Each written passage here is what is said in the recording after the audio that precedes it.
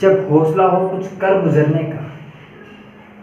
मैं फिर कह रहा हूं, जब हौसला हो कुछ कर गुजरने का तो सैलाब आता है। क्या आता है? सैलाब आता है। तो शुरू करते हैं। मगध। मगध, मगध यानी आज का बिहार। मगध यानी आज का बिहार। अब ये पूरा हिमालय,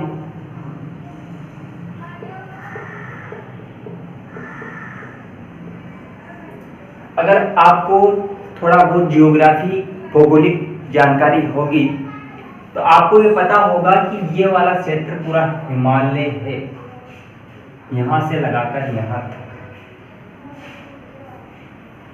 हिमालय से नदियां निकलती है, आपको ये भी पता होगा।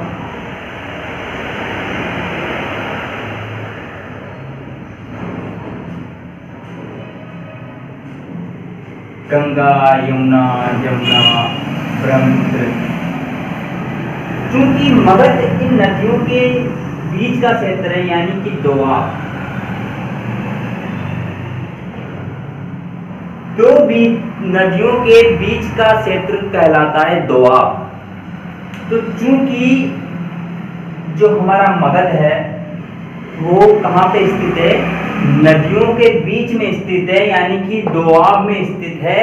चूंकि दोआब में स्थित है तो आपको ये भी पता होगा, आपने ज्योग्राफी में ये पढ़ा होगा कि दोआब का जो क्षेत्र होता है वो क्षेत्र बहुत ही उपजाऊ, वहाँ की मिट्टी बहुत ही उपजाऊ होती है और वहाँ पर जो फसल होती है बहुत ही अच्छी होती है, जो पैदावार होती है बहुत ही ज्यादा होती है। इसलिए मगध क्या था? समृद्ध था। क्या था? समृद्ध। क्या था? समृद्ध था, क्योंकि इनके पास पैसे की कमी नहीं थी, क्योंकि यहाँ की जमीन, यहाँ का जो फसल थी वो हमेशा अच्छी होती थी, कभी अकाल पड़ता ही नहीं था। इसलिए यहाँ की लोग भी समृद्ध थे, क्योंकि वो जीवन यापन के लिए किसी से भीख मांगते नहीं थे। ठीक है, क्योंकि उनके पास जमीन थी और वहां पर अच्छी खासी फसल हो जाती थी। तो स्पष्ट कारण कि मगध जो महाजनपद था वो समृद्ध क्यों था? पहला कारण यह था कि ये दोआब के बीच में स्थित था, इसलिए यहाँ की मिट्टी उपजाऊ थी। ठीक है, समझ में आया? दूसरा कारण, the reason of second reason क्या था? सेकंड रीजन ये था कि यहाँ पर बहुत ही मात्रा में पेड़ पौधे, यहाँ की जंगल थे। चूंकि नदियां गुजरती थी, पानी की कोई कमी नहीं थी, तो ये क्षेत्र क्या था? एक प्रकार का जंगल था। क्या था? जंगल था, पेड़ पौधों की कमी नहीं थी, घने घने वृक्ष थे, तरह तरह के जानवर मिल जाते थे वहां पर। और इन्हीं जंगलों में पाए जाते थे हाथी। क्या पाए जाते थे?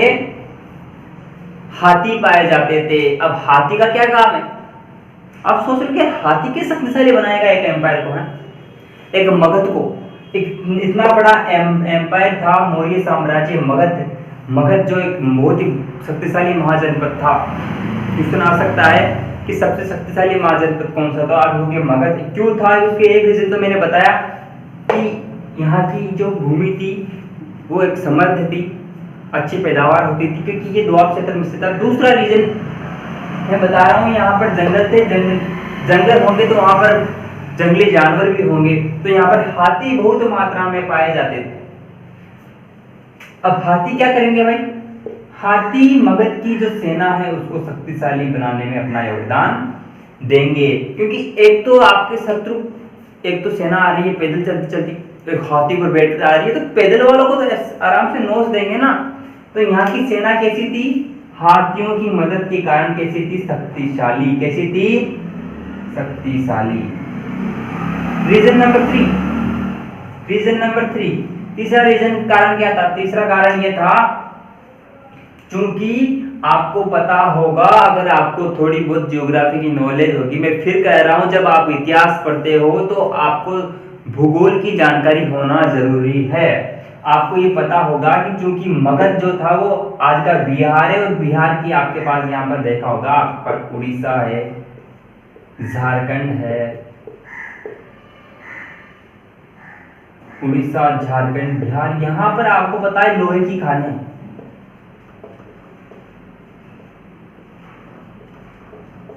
पता है यहाँ पर लोहे की खानें। अगर आपको जियोग्राफी का थोड़ा बहुत भी ज्ञान हो तो यहाँ पर आपको लोहे की खानें मिलेगी। तो मगध के शासकों को, मगध के लोगों को लोहा आसानी से प्राप्त हो जाता था, क्योंकि इनके पड़ोस में ही आपको इनको लोहा मिल जाता था। अब जब लोहा मिल जाता था, लोहे से क्या बनाएंगे ये? लोहे से बनाएंगे तलवार, भाले,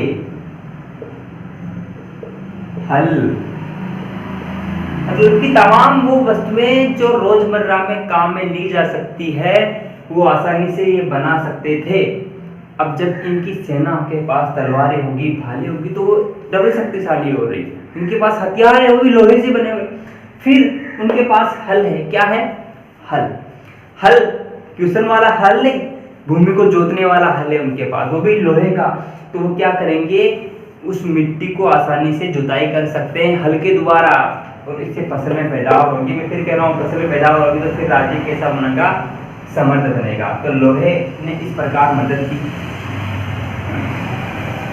फिर मैं आपको बता देना चाहता हूँ कि जो मगध था, ऊपर तो हिमालय से घिरा हुआ था, यानी कि पर्वतों से घिरा हुआ था, और यहाँ पर पर्वत, यहाँ पर पर्वत, यहाँ पर पर्वत, यहाँ पर पर्वत।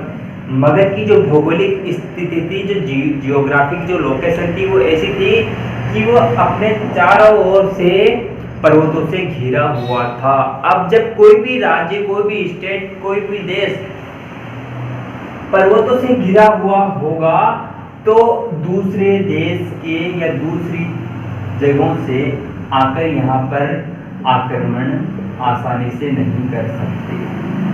मैं ये नहीं कह रहा कि आक्रमण कर ही नहीं सकते, आक्रमण तो कर सकते, पर आसानी से नहीं कर सकते। कैसे नहीं कर सकते? आसानी से नहीं कर सकते, क्योंकि पर्वतों से घिरा हुआ होगा तो दुश्मन 10 बार सोचेगा कि यार जाऊं या नहीं जाऊं। ठीक है, तो एक कारण ये भी था मगध शक्तिशाली होने का। अब ये नहीं कि भौगोलिक स्थिति अच्छी थी, हाँ ये कारण तो जिम्मेदार है, ये फैक्टर तो जिम्मेदार है कि मगध शक्ति। लेकिन सबसे इंपॉर्टेंट कारण एक माना जाता है कि मगध के शासकों की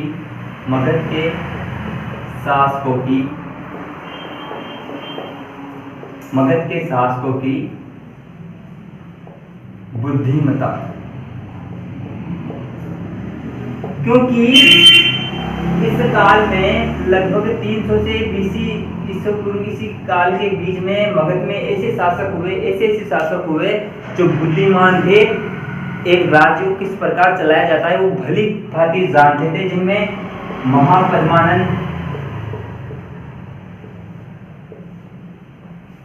महापद्मानंद हुआ, चंद्रगुप्त, अशोक,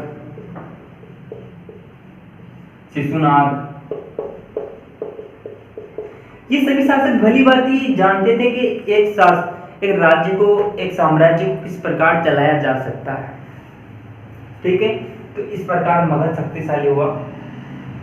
आगे हम अगले वीडियो में हम पढ़ेंगे विस्तार से मौर्य एम्पायर, मौर्य साम्राज्य को पढ़ेंगे। तब तक के लिए आपसे विदा लेता हूँ।